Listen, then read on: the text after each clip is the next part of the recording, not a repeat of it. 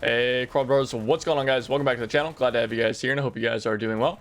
We're going to be reviewing the Sherman Firefly Premium Squad, the Churchill III Premium Squad, and the STUG Premium Squad in Normandy here today. Now, I need to preface all of this so I don't have to constantly talk about this.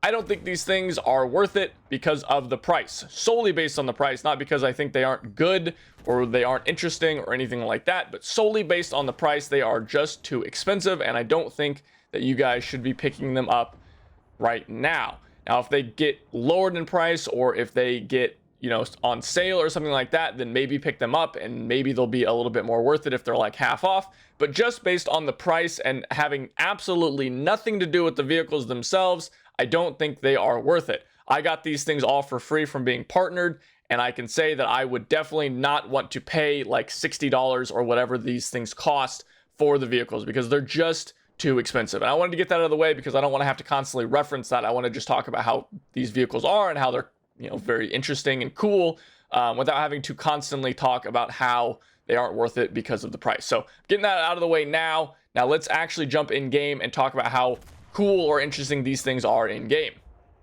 So for the Firefly, honestly, probably one of my favorite vehicles of World War II. I really do just love this vehicle. I'm not sure why. I think it's just the 17-pounder. Just slapped onto the top of a Sherman is pretty fun and interesting. It's just a cool tank, I guess. And this thing overall is good.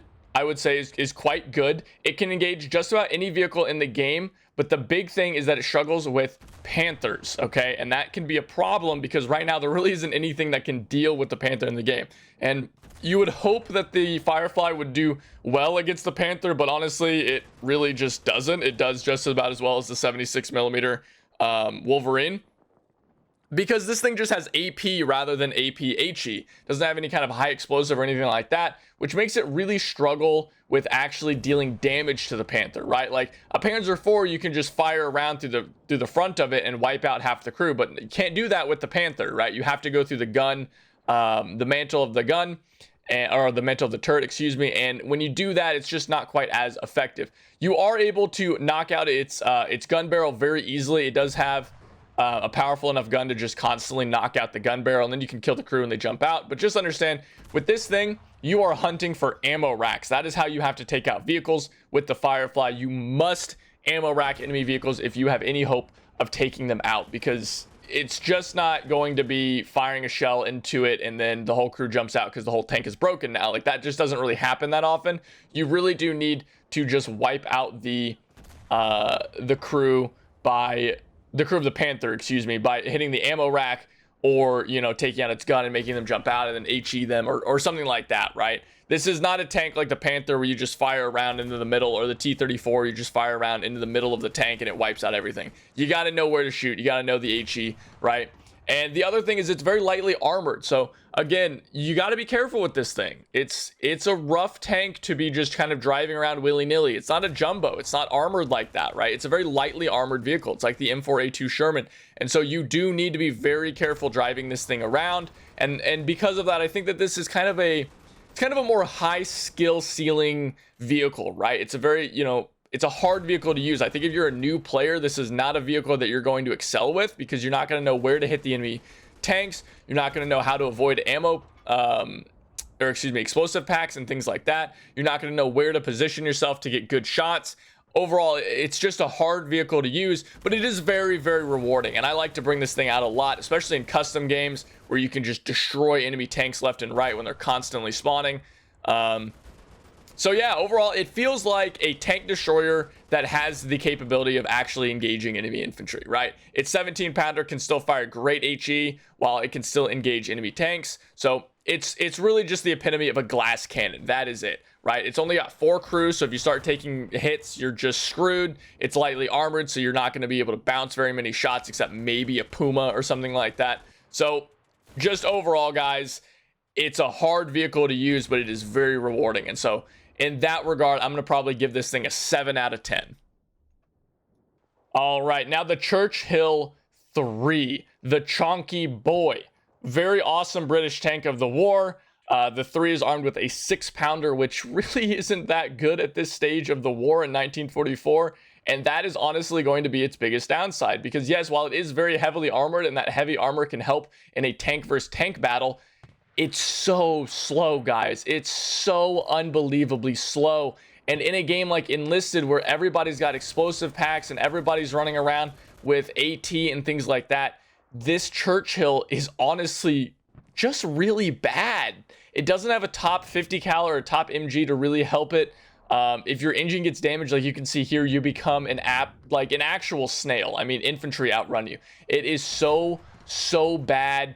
And in that regard, it's so slow, and you really do struggle fighting against infantry in this thing because of just how slow it is, right? You just become a magnet for any kind of explosive packs and things like that, and you just can't get away from them. I mean, somebody drops an explosive pack on top of you, and there's basically nothing you can do. You just choose death, right? Like, you can engage enemy Panzer IVs pretty easily and fight them, and Panzer IIIs and Pumas and things, and you can do well. If you run into a Panther, you're just dead. But if you're trying to fight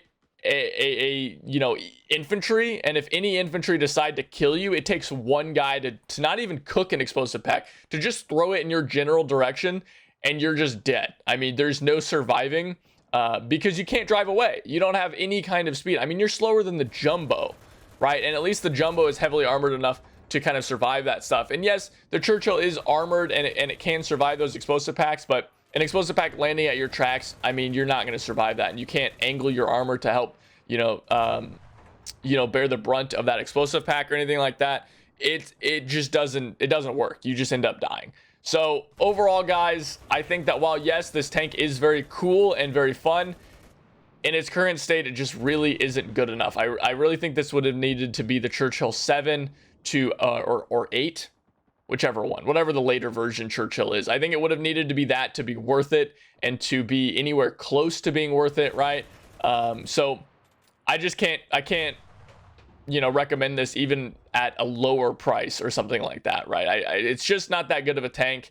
I think that you're much better off picking up something like the Firefly or something else, because like you can see here, there's just nowhere to go from this explosive pack. I'm so slow, and that's just the story of the Churchill. You just end up dying all the time to explosive packs because you just can't get away from them.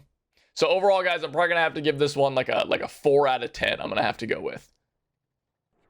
And now for the weirdest of the bunch, the STUG G. This is just, it's weird. I don't know why it performed as well as it did. Honestly, I was very surprised by how well it performed in my matches, and I don't know if that's just because the enemy players were not able to properly pin the tank and didn't know where to shoot or something like that. But honestly, in my matches that I played, enemy Shermans and things really did struggle with taking out the STUG. They couldn't pin it from the front, and I kind of thought that they would do better and that they would be able to pin it from the front with the big 75mm, but they couldn't. The only thing that honestly gave me any trouble at all was a Scott, right? So I don't know, maybe this thing's a lot better than I thought it would be, but it suffers from some big downsides. Number one, it doesn't have a turret, which means you always have to be facing the enemy, and obviously you want to be facing the enemy tanks and things, but it means that it's much easier to flank out this tank, right? It's much easier to get behind it, to the sides of it. It's easier for infantry to get around it because you are effectively a lot more blind than you would be in a like a Panther or something like that. Now, number two, and the bigger of the two, you don't have a machine gun.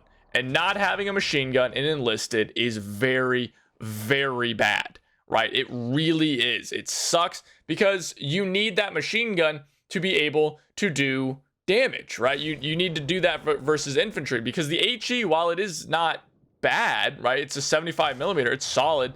It struggles overall, right? You don't want to be relying on HE. HE is your, oh, there's a bunch of grouped up infantry, let me shoot them, right? That's what HE is for. You want your MG to be able to take out little small groups of infantry, or whenever your HE misses, because your HE is it's just so inconsistent in Enlisted, guys. It really is. So you really want to be using more of your MGs in Enlisted rather than your HE. That's just kind of a rule. That's a rule of thumb in real life too. I mean, the machine gun is the primary anti-infantry of a tank, really. And so, overall, that's a huge downside, but the armor held up very well in game. I really didn't think it would. It's a great anti-tank vehicle, right? Obviously, a Panther is going to do a lot better, but for what it is, the STUG did very well. And I know a lot of people out there really love the STUG G and they love the STUG series. So those people, I don't think you're going to be very disappointed with the vehicle. It performed a lot better than I thought it would. It really did. So I'm going to give this one a 6 out of 10, guys, just because, again, the downsides are huge, but it did well, right? It did better than I thought it would. I really thought I was going to be rating this thing more of like a 3 or even a 2, but it did very, very well. So 6 out of 10, a solid vehicle, but again, too expensive. That's it, guys. Those are the 3 vehicles. I've had a lot of people asking me to review these vehicles for quite a while, so I'm glad to have finally gotten out there for you guys. Let me know, those of you that have it, down in the comments below, your thoughts on it, on my ratings here. Do you guys agree? Do you guys disagree? And were you guys surprised by these vehicles? Did you guys think they would perform better? Did you think they perform worse? I know that personally, I thought the Firefly might be a little bit better, and I definitely thought the STUG would be worse, and the Churchill is exactly what I thought it would be. So overall, thank you guys so much for watching. Remember, as always, like, comment, and subscribe. I always appreciate that. You can join our community Discord. The link for that is down in the description below. You can always come to our Twitch channel, see me live playing some games, twitch.tv/HeyQuadro. I'd love to have you guys over there as well. But without anything else, thank you so much for watching once again, and I will see you guys next time. Take it easy.